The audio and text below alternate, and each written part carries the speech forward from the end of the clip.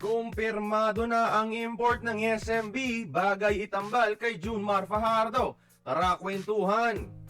Sa wakas, after ng matagal na paghihintay, may import na rin ang reigning Philippine Cup champion SMB mga idol na itatapat nila sa bulbol ng TNT. At ito ay walang iba kundi ang 6'11 big man na si Marcus Andrew Lee mga idol as confirmed by Tiebreaker Times. 31 years old na at huling naglaro sa NBL.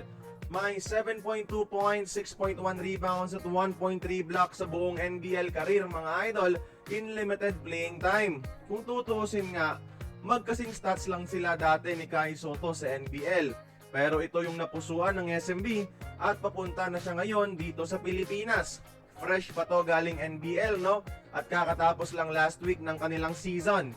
Nakapaglaro na rin ito sa NBA G League kung saan 10.9 points, 7.5 rebounds at 1.6 blocks per game ang ginawa niya sa G League team ng Miami Heat.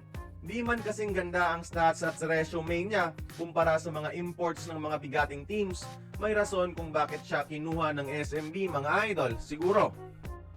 Siguro dahil kaya niyang i-complement ang laruan ni Junmar Fajardo mga idol. Hindi niya aagawan ng pwesto si Junmar kundi magiging katandem niya sa frontcourt. Parang Kai Sotto Junmar tandem siguro ang tinitimpla dito ng SMB. Pero higit sa lahat mga idol, isa kasi itong halimaw sa depensa among PBA imports natin. Athletic na rim protector, so hindi madidisadvantage si Junmar sa loob. At kaya rin niyang bumantay ng mga players sa perimeter, no? So masasabing, pwede niyang i-cover si Bol sa depensa. Kaya ayan, Marcus Lee ang pangalan mga idol, sagot ng SMB sa bulbol ng TNT. Kaya kayo, tingin nyo, palag din kaya itong 6'11 import ng SMB? Join the conversation, magkomento lamang sa ibaba.